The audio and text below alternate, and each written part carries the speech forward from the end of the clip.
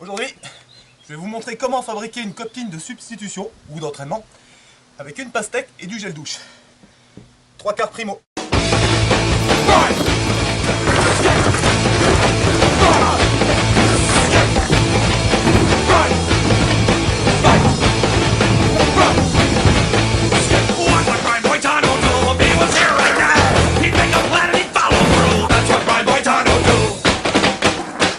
Non, mais c'est juste un 3/4 primo en fait, c'est tout bête. Si tu maîtrises le primo, enfin les primos, celui-là tu verras, il est encore plus con. Donc il s'agit de se mettre une fois sur la tranche et une fois sur la tranche, cliquer pour se mettre sur la deuxième. Alors, pourquoi ne pas directement faire un 3/4 de tranche, allez-vous me dire?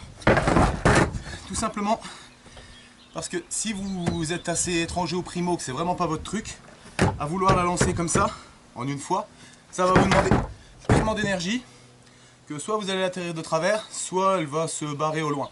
C'est pour ça qu'il vaut mieux procéder par étapes. C'est pour ça que je l'explique comme ça. Donc, primo, qu'on connaît tous, les jambes arrivent, les jambes doivent être bien calées au-dessus des roues. Je te montre. Donc, premier primo. Et quand on arrive là, avec les jambes bien au-dessus des roues, il faut donner un geste. Mais attention, ne vous trompez surtout pas. Il ne faut pas la reculer en appuyant. Il faut juste la pousser avec les deux genoux. Il ne faut pas bouger le reste du corps. Il faut juste bouger les genoux, il faut les plier en arrière. Comme ça.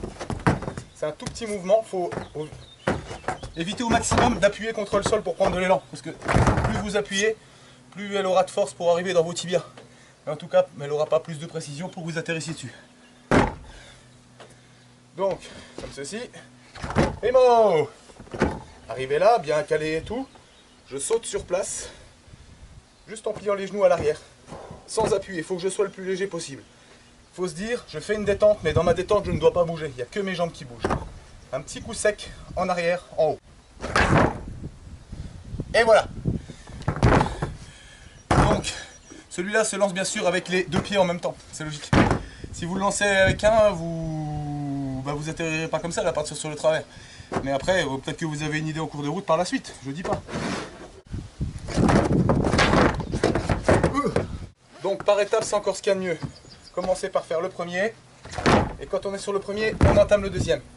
Et quand tout ça est bien maîtrisé, à ce moment-là, vous pouvez passer sur le 3/4 en une fois.